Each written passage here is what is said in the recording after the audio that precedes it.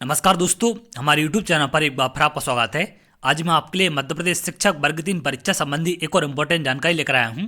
जैसा कि आप जानते हैं, डॉक्यूमेंट वेरिफिकेशन के लिए लिस्ट जारी हो चुकी है और उसमें आपको सारी चीज़ें बता दी गई हैं कि कब आपका कहां पर और कितने बजे वेरिफिकेशन होना है। तो आप सभी ने अपने अपने नाम उसमें देख लिए होंगे। उसके बाद से आप लोग के लगातार कमेंट आ रहे हैं कि सर हमें कौन कौन से डॉक्यूमेंट्स लेकर जाने हैं, क्योंकि कल से आपका वेरिफिकेशन स्टार्ट है। तो यहाँ पर मैं आपको कंप्लीट जानकारी देने वाला हूँ कि जो नॉन गेस्ट हैं या फिर अदर स्टेट्स हैं या फिजिकल हैंडीकैप हैं, इन सभी अभ्यर्थियों के लिए कौन कौन से डॉक्यूमेंट्स लेकर जाना है। तो कोई भी गलती आपको यहाँ पर नहीं करनी है, क्योंकि बहुत सारे लोगों के कमेंट आते हैं कि सर क्या हम डिग्री लेकर जाएंगे नहीं जाएंगे, या फिर रोजगार पंजीयन, इन सब को लेकर भी कमेंट है आपके। तो एक एक करके मैं आपको सारी चीज़ें बताने वाला हूँ कि क्या क्या चीज़ें आपको लेकर जानी है और कितने सेट डॉक्यूमेंट का आपको फोटोकॉपी करा कर ले जाने हैं। तो एक एक करके हम इन पर बात करते हैं। जैसा कि आप यहाँ पर देख रहे हैं, प्राथमिक शिक्षक पद हेतु दस्तावेजों की सूची। सबसे पहला है अभ्यर्थी की आईडी फोटो युक्त। तो आपको ऐसी आईडी लेकर जानी है जिसमें आपकी फोटो लगी हो, जैसे आधार कार्ड है। और आधार कार्ड अगर आपके पास नहीं है तो कोई और सी आईडी आप लेकर जा सकते हैं जिसमें आपकी फोटो हो। अगला है पासपोर्ट साइज फोटो। तो कम से कम आप 6 फोटो वहां पर लेकर जाएंगे। इसके बाद अगला पॉइंट है अभ्यर्थी का स्कोर कार्ड। ये बहुत इंपॉर्टेंट है, इसको आप ध्यान रखेंगे। पीवी के द्वारा जो आपका रिजल्ट जारी किया गया था, जैसा कि आपने देखा होगा इस तरीके से, तो इसका प्रिंट निकालकर आपको ले जाना है और कम से कम 3 सेट बनाकर ले जाने हैं आपको अपने डॉक्यूमेंट के। तो इसके आप 3 कॉपी करवा लेंगे और यहाँ पर आपको ये लेकर जाना है। इसके बाद अगला है जन्म तिथि के प्रमाणीकरण के लिए आपको 10वीं की मार्कशीट ले जानी है और 12वीं की अंक सूची ले जानी है। इसके साथ साथ आपने डीएड, डीएलएड या बीएड में से जो भी किया है उसके सभी सेमेस्टर की मार्कशीट आपको लेकर जानी है। यहाँ पर आपको डिग्री की जरूरत नहीं पड़ेगी, इस बात का आप ध्यान रखें। तो डिग्री यहाँ पर आपकी नहीं लगती, सिर्फ सभी सेमेस्टर या सभी वर्षों की आपको मार्कशीट लेकर जानी है।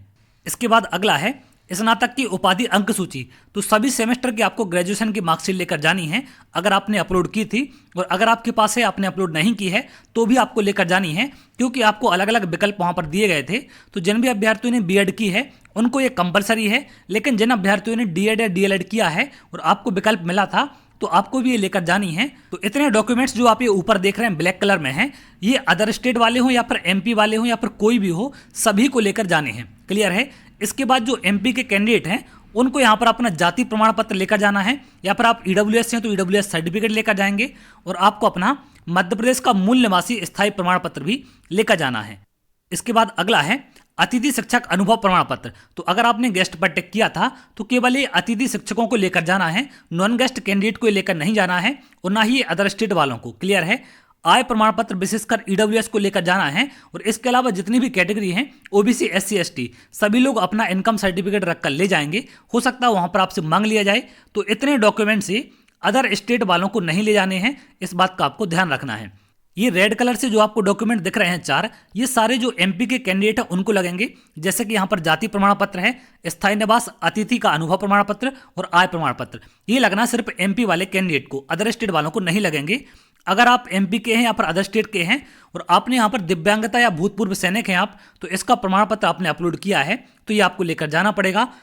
उपनाम परिवर्तन की स्थिति में शपथ पत्र। तो अगर आपने ये उपनाम परिवर्तन है और ये अपलोड किया था तो इसको लेकर जाना है, और अगर आपने कोई और अपलोड किया था या फिर कोई और गलती है, चाहे आप एमपी के हों चाहे अदर स्टेट के, तो ये भी आपको लेकर जाना पड़ेगा। अगला है अन्य कोई दस्तावेज अभ्यर्थी द्वारा पोर्टल पर अपलोड किया गया हो। तो इसके अलावा अगर कोई और आपने अपलोड किया हो डॉक्यूमेंट तो वो भी आप यहाँ पर लेकर जाएंगे।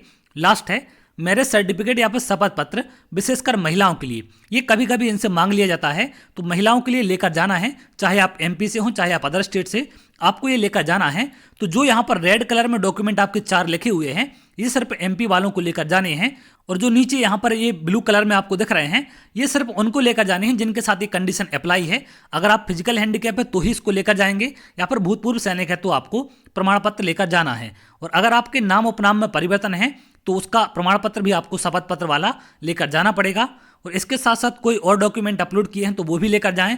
और इसके अलावा जो आपके रोजगार पंजीयन है या फिर आपका समग्र आईडी है, ये चीज़ें वहाँ पर नहीं मांगी जाती हैं। तो रोजगार पंजीयन और समग्र आईडी, ये दोनों चीज़ें यहाँ पर रख कर ले जाएंगे। इसको जरूरत तो नहीं पड़ेगी, लेकिन आपके पास जितने भी डॉक्यूमेंट्स हैं आप सारी चीज़ें रख कर ले जाएं। कोई भी डॉक्यूमेंट्स आप ऐसा ना करें कि उसे घर पर आप छोड़ कर जाएं। क्लियर है। तो इतने डॉक्यूमेंट्स जो मैंने आपको यहाँ पर बताए हैं, इनका आप चाहें तो स्क्रीनशॉट ले सकते हैं। जो अदर स्टेट वाले हैं उनको जो ब्लैक कलर से ऊपर लिखे हुए हैं टॉप में, इनको लेकर जाना है। जैसे कि यहाँ पर आप देख रहे हैं ये ब्लैक कलर वाले, उसके बाद जो एमपी वाले हैं उनको ये रेड कलर वाले भी लेकर जाने हैं, और जो इसके साथ साथ और कंडीशन जिनके साथ अप्लाई है, अगर आप फिजिकल हैंडीकैप हैं या आपने शपथ पत्र वगैरह अपलोड किए हैं तो ये ब्लू वाले भी आपको लेकर जाने पड़ेंगे। क्लियर है? तो इतने डॉक्यूमेंट्स ये आपको लेकर जाने हैं, और जो भी डॉक्यूमेंट्स आपने अपलोड किए हैं वो विशेषकर आप ध्यान रखेंगे, उनको गलती से भी घर पर छोड़कर आप नहीं जाएंगे। और एक बात का और सभी अभ्यर्थी ध्यान रखेंगे, आपने फॉर्म भरते टाइम जो भी डॉक्यूमेंट्स लगाए थे अगर आपने अपडेट करा दिए हैं, और अपडेट कराने के बाद अगर आपने लेटेस्ट वाले अपलोड किए हैं तो लेटेस्ट वाले ही आपको लेकर जाने हैं, पुराने वाले डॉक्यूमेंट्स वहां पर आप लेकर ना जाएं। तो आपको लेटेस्ट वाले डॉक्यूमेंट्स ही आपने लेकर जाने हैं। तो उम्मीद करते हैं सारी चीज़ें आपकी यहाँ पर डॉक्यूमेंट्स को लेकर क्लियर हो चुकी हैं कि क्या क्या चीज़ें आपको लेकर जानी है। आप इसे दोबारा से रिपीट करके देख सकते हैं, लेकिन कोई भी गलती ना करें, कोई भी डॉक्यूमेंट छोड़कर ना जाएं।